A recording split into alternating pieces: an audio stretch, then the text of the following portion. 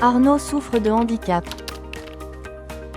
Avoir des amis, se promener, faire des courses, c'est compliqué. Depuis 3 ans, Arnaud est dans un groupe de personnes avec le même handicap. Ensemble, ils font des activités. Cela aide Arnaud à reprendre confiance. Il réfléchit à reprendre ses recherches pour retrouver un travail et un logement adapté. Le groupe l'aide beaucoup. En retour, Arnaud prend plaisir à s'y investir. Maryvonne a 88 ans. Elle est tombée plusieurs fois chez elle. Pour sa sécurité, elle vit depuis 1 an à la maison de retraite. Maryvonne est accompagnée par des professionnels de santé. Grâce à ça, elle reprend confiance en elle. Aujourd'hui, Maryvonne est autonome dans ses déplacements. Aurore a eu un bébé, Gabriel.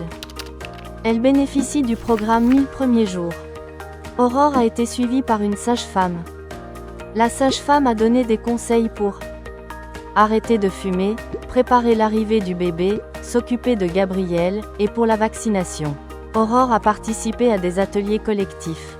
Elle a eu des conseils pour choisir des matériaux sains pour la chambre de Gabriel. Ce programme permet d'être suivi jusqu'aux 3 ans de Gabriel.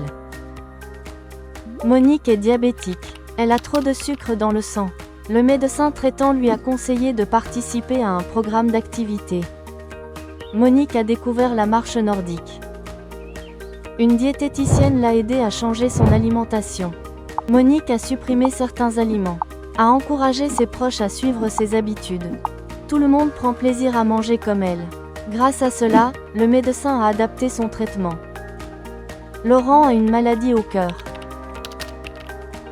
Il est suivi dans un cabinet médical par son médecin traitant et des infirmiers en pratique avancée, appelés aussi IPA. Ça le rassure. L'IPA répond à ses besoins. Si Laurent se sent fatigué, l'IPA peut faire des examens et revoir le traitement. L'absence de l'IPA obligerait Laurent à aller aux urgences, car il ne pourrait pas toujours voir son médecin.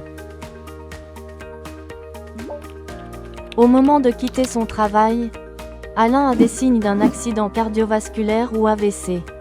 Sa bouche et son visage sont déformés. Il parle mal. Ses collègues appellent le SAMU. À l'hôpital, Alain est pris en charge en moins de 4 heures. La télé-expertise confirme l'AVC. Il reçoit vite des soins et suit une rééducation pendant des mois. Grâce à cette rapidité, Alain va mieux.